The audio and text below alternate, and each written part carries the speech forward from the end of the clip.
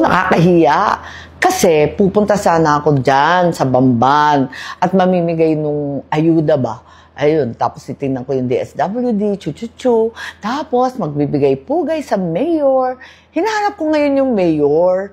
Ang dumating, itong cute na China. Sabi ko, ay, 10 yung mayor. Tapos sabi niya, ini-English ko pa noon. Tapos dire-diretso, tatas mag-Tagalog eh. Sabi niya, no, I'm the mayor. Ako po yung mayor.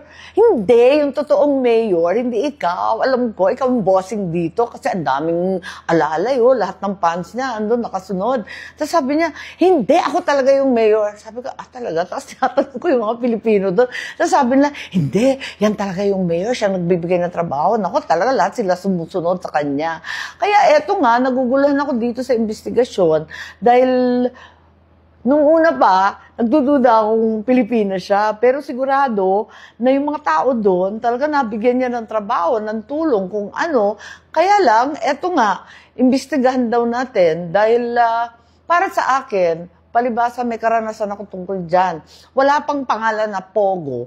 Meron na kaming mga nagsusugal na galing sa China, galing sa kung saan. Doon sa Fort Ilocanda sa Lawag. Ngayon, katok ako ng katok dyan sa Fort Ilocanda. Hanggang sinabi sa akin, magtanong ka dyan sa PAGCOR. Governor ako noon. Sulat ako ng sulat sa PAGCOR. Sabi ko, sino-sino ba ito? Dumadagsa na yung mga foreigner dito. Hindi na namin kilala. Sabi ng PAGCOR, hindi. Kompleto ang papeles niyan.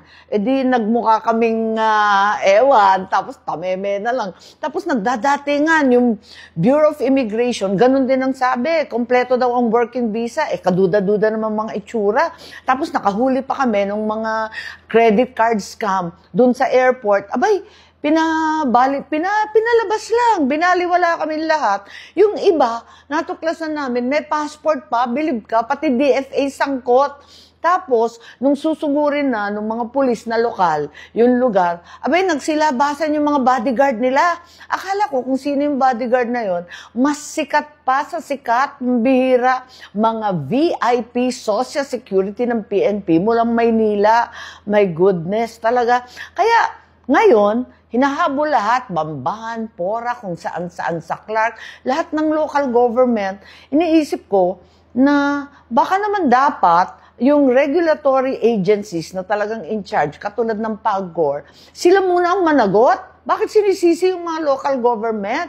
Katulad ko noon, wala naman kami magawa. Talagang hindi naman natin masasabi na walang sala yung mga local government. Pero yung main responsible agency ay yung PAGCOR, Bureau of Immigration, DFA, at higit sa lahat yung PNP. Lahat ng mga yan, dapat alam nila yung nangyayari.